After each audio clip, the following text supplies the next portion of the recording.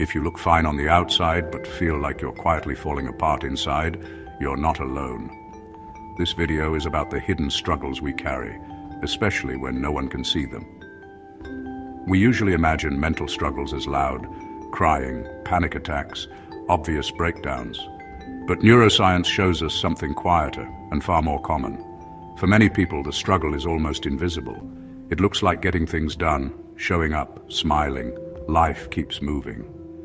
Even when we're going through a lot, our brain is constantly working overtime to keep us functional. Today, we're decoding 9 behaviors that seem normal, but actually your brain is under constant stress. Not to label you, not to judge you, but to help you finally understand what your brain has been trying to do for you. So let's start with one of the most common ways this shows up in real life. The first sign is often called smiling depression, and it's not about pretending or being fake. It's about effort. It looks like this. You get up, you go to work, you respond to messages, you do what's expected, and people think you're fine. But inside you feel low, numb, or exhausted. Your brain is actively separating what you feel from what you show. You're using mental energy to stay composed, productive, and reliable. That's exhausting because you're not running one emotional state. You're processing 2 at the same time.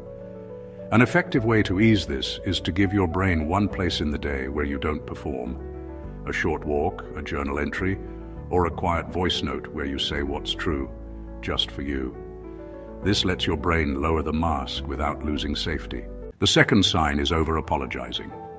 Do you apologize even when you didn't do anything wrong? That's not weakness.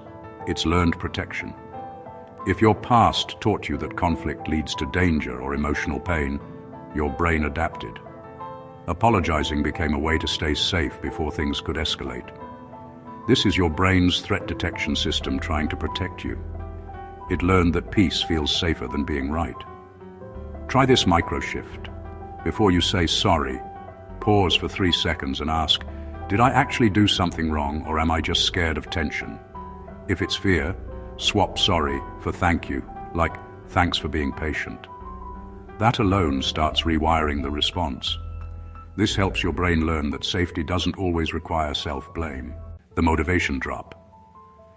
Here's where a lot of people get confused, because this one doesn't always feel like sadness. You stop enjoying things you used to love. Not because you don't care, but because you don't feel much of anything. Your brain's motivation system is running on low power. It's prioritizing survival over curiosity, creativity, and reward. Joy isn't gone forever.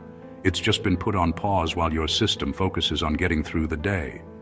The way back is not forcing big passion. It's tiny, mechanical. Choose one old hobby and do it for just 2 minutes a day. Literally set a timer. Your brain's reward circuits respond to action, not waiting. 2 minutes is enough to start nudging them awake again. Rigid perfectionism. Now here's where silent suffering hides in plain sight, especially in high achievers. Perfectionism often looks like discipline or ambition, but internally it's usually about safety. When your inner world feels unpredictable, your brain tries to create control wherever it can. If everything is done right, maybe nothing bad will happen. It's not about high standards. It's about trying to prevent pain. A practical shift. Pick one area of your life where you'll allow good enough. Maybe it's how tidy your room is or how perfectly you respond to messages. Rate it. Is this at least a 7 out of 10? If yes, you stop there. This teaches your brain that imperfect can still be safe. Sadness doesn't always show up as tears. Sometimes it shows up as frustration, impatience, or sudden anger. When stress builds for too long, your nervous system stays on edge. Small inconveniences feel overwhelming.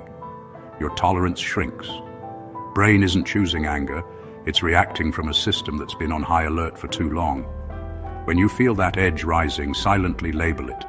My system is overloaded. Then take one slow breath in, pause briefly, and exhale longer. This signals your nervous system that the threat is smaller than it feels. This next sign feels protective in the moment, but costly over time. Isolation. Pulling away from people isn't always about wanting to be alone. Social interaction takes mental energy, reading faces, tone, and body language. When your brain is overloaded, withdrawal becomes a way to conserve energy. Scrolling feels easier than connecting, but without real connection, the loneliness quietly deepens. A gentle reset. Instead of forcing big social plans, aim for one low-pressure connection a day. A short voice note, a meme you send, or a 2-line text. Thought of you. Hope you're okay. That gives your brain connection without overwhelming it. Decision fatigue. Struggling to decide what to eat, what to wear, or what to do next isn't a personal failure. Your brain has a limited amount of decision-making energy each day. When most of it is spent managing emotions and stress, there's very little left. By evening, your mind isn't indecisive. It's depleted. You can help your brain by pre-deciding. Choose 2 to 3 default options for things you decide often, like breakfast, what you wear, or your evening routine. When your brain is tired, you just pick from the list instead of starting from zero. This next sign is one of the most misunderstood because people often reward you for it. The sad clown effect. You're the one who makes jokes. You lighten the mood. You keep conversations easy. People enjoy being around you, and they assume you're okay. However, humor becomes a way to stay connected without discussing what's actually heavy inside. You become the light in the room while carrying weight no one notices. You don't have to stop being funny. But once in a while, after a joke, try adding one honest line like, "Honestly, it's been a rough week though." You're giving your brain a chance to be seen, letting people see a little more of what's real. If your mind jumps straight to the worst possible outcome, it's not because you're pessimistic. Your brain's prediction system is biased toward danger. It thinks imagining disaster will prepare you. But replaying worst-case scenarios keeps your body locked in stress and quietly exhausts your nervous system. When the worst-case scenario appears, quietly ask yourself, the best case and the most realistic case. This trains your brain to widen its predictions beyond danger. If this video felt uncomfortably accurate, here's what matters most. None of this means you're broken. These are patterns your brain learned to protect you. And the same brain that learned them can reshape them. Awareness is the first shift. Understanding the signal gives you the power to change the response. Your nervous system can calm, motivation can return, safety can be relearned. Quiet survival doesn't have to be permanent. Healing starts when your brain no longer has to fight alone. Yes, life has kept so many secrets.